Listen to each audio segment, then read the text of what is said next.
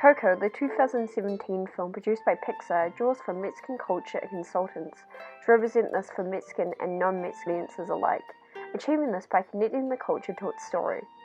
Before starting, it is important to give a definition of what I mean by culture, with Boston University's definition stating, ways of life including arts, beliefs, and institutions of a population that are passed down from generation to generation. For the production of the film, the director was worried that he, and therefore the studio, would be accused of cultural appropriation, and the film in turn showcasing ignorance or prejudice.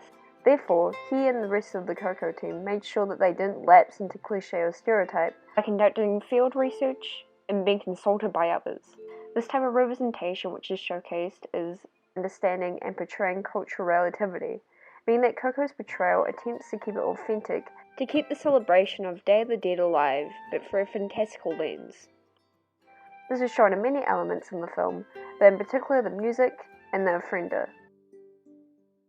In the past, people of colour were not represented properly because of the dependence on difference or otherness, cast them as monsters and aliens, which further created stigma and negative stereotyping.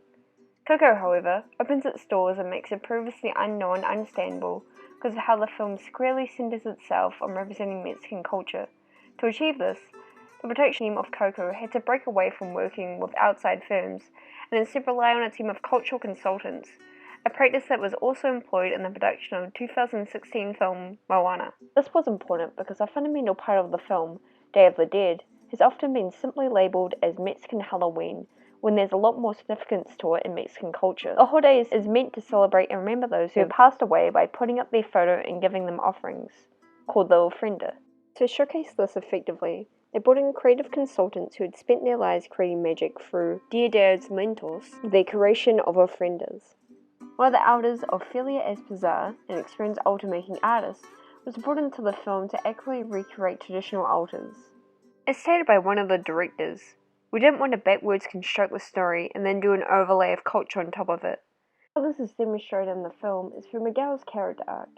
His grandmother tells Miguel, and therefore the audience, about the ofrenda, when Miguel originally being disinterested to focus on his dream.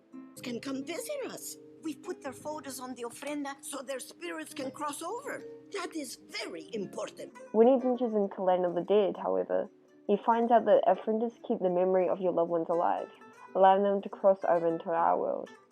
At the end of his character arc, Miguel, and therefore the audience, learns that these traditions are meant to keep the memories of your loved ones alive, which continues with Miguel by passing it down to his sister. Pictures, they're our family, and they're counting on us to remember them. Music, just like Day of the Dead and the ofrenda, is fundamental to the film's story, drawing inspiration from many forms of Mexican music and historical moments inside of it. A long history of Mexican music was drawn on for the film to lend the story a sense of history. As stated before, Pixar decided to consult with those in the community to inform creative decisions for the film, with musician Camilo Lara being Coco's musical consultant, who provided his expertise on constructing the Mexican soundscape. Types of music that were drawn on were Northern Mexico's banda tradition, Cruzon Garocho, and romantic boleros. The film also took inspiration from periods in time, with the Golden Era being still important for Mexican popular culture today as a symbol for both cultural memory and identity. It was the most effective way to expose Mexican audiences to popular music, with the public associating specific songs and genres with character archetypes and narratives. Coco attempts to tap into the practice of interconnecting the characters with their relationship with music through the characters of Miguel, Hector, and Armida. Miguel is shown to love music, but puts it over everything else in an attempt to seize his moment, with the crux of the film being Miguel trying to get a blessing from a famous musician, but in turn rejecting his family. Imelda, the great-great-grandmother of Miguel, still loves music, but chose to give it up to put her family first, enforcing a key message in the film of family and passion. I love them.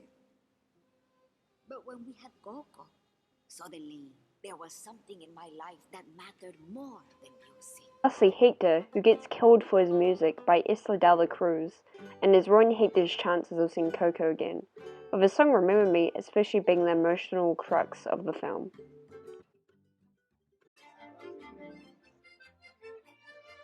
In conclusion, Coco shows its reverence for Mexican culture by relying on consultants and making the culture important to its story, which allows for those familiar and unfamiliar to appreciate it fully. In relation to Coco and the future Mexican representation in films and TV shows, it is looking particularly bright given the increasing presence of Spanish in entertainment and because of Pixar's newfound sensitivity towards representing non-Anglo-American realities more respectively.